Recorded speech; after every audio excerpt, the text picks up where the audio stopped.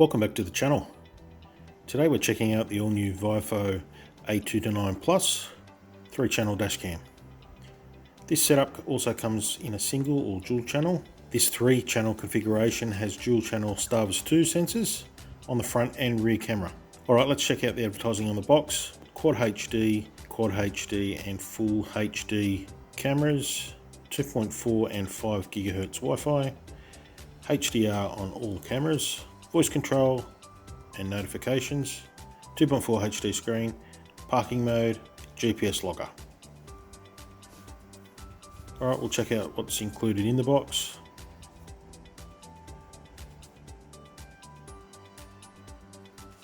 We have the wiring diagram, power in at the top, interior on the driver's side and rear to passenger side. On the main unit we have the 5 LEDs and 5 menu buttons. This is exactly the same layout as the previous A229s. We reviewed the configuration, it's just different in the input setups. Okay, this side we have the interior camera port and SD card slot, some ventilation on the casing. This side the adjustable camera and IMX675 5 megapixel sensor, some ventilation on the top and bottom there. This side the factory reset and Type-C rear camera input along with the vents, and finally on the top Type-C power input and some more ventilation. All in all it's the same as the A229 Pro, different front sensor. The A229 Plus supports a maximum of 512GB micro SD cards. Onto the rear camera, this is STARVIS2 Quad HD with an IMX675, so it's the same as the front. It's fully adjustable, and we've got some heat dissipation holes there and Type-C power in at the end. This is a decent rear camera upgrade from the A229 Duo. Onto the interior camera, this is full HD 1080p infrared, some heat dissipation and the Type-C power in.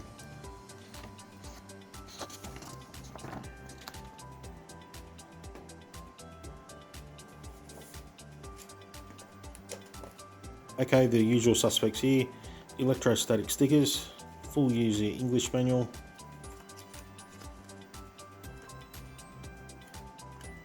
the A229 Plus can run up to 60 frames a second as a single channel dashcam, I noticed in the notes. What else is here? A direct plug-in cable for watching on a laptop, or you could plug it in directly into a PC if you unmounted it off your windscreen. Interior camera cable, it's about 2 or 3 feet long.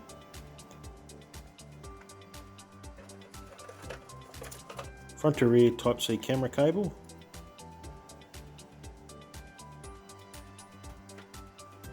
And the obligatory trim tool. What's next in here? A 12-volt power adapter with it's got 2 USB inputs, so you can still charge your phone or another accessory. And some extra sticky mounts, looks like it's for all 3 cameras there. Okay, so the optional accessories now: HK4 hardwire kit with the 4 voltage selections from 12.4 to 11.8 volts. The all-new high endurance memory card, 64GB. It's as fast as any popular brands that you be able to purchase. The CPL filter, probably the most often overlooked accessory in my opinion. It's well worth the purchase. It does reduce a lot of glare at certain times of the day from the windscreen and your dashboard. And the Bluetooth controller to lock files if needed. Alright, let's set up the app and install the A229 Plus. Resolution, it's 2560 by 1440. Loop recording, I generally leave it on a minute. There'll be 3 recordings, front, interior and rear in the files, all with the same time. All those are fine.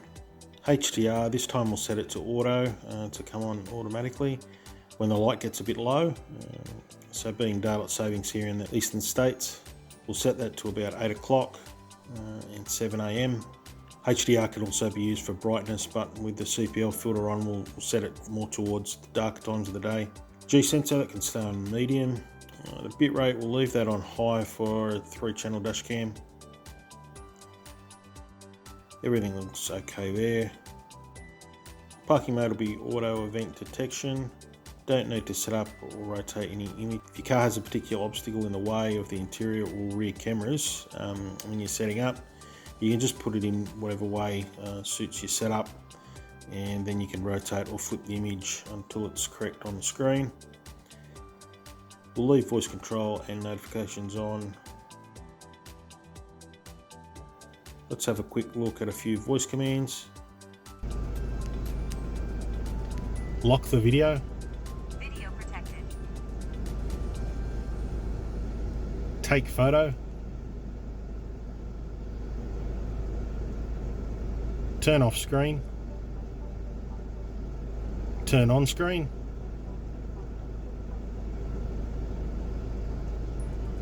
Turn off Wi-Fi. Wi-Fi disabled.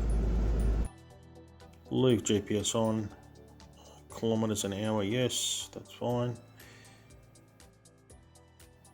You can toggle the Viofo logo on and off. Let's make the text stamp Aussiecams. And the firmware versions, when you update the firmware, generally just won't be for one main camera anymore. There'll also possibly be another one for your rear camera as well, or interior. All right, let's head out on the road.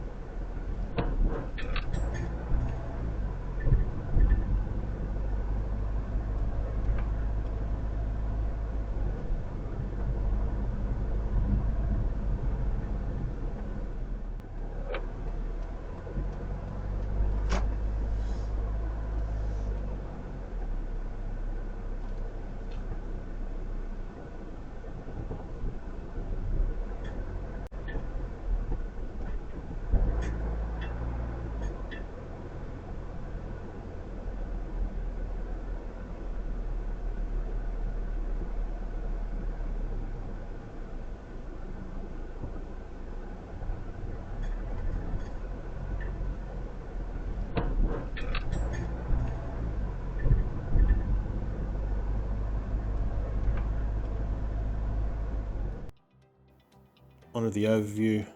It's an excellent upgrade from the A229 Duo out last year, in the middle of the range setup now for the A229 series. We tested this for about 4 weeks again, and all I can say, it's absolutely brilliant dash camera. Highly recommend it. It comes in a single, dual or triple camera setups.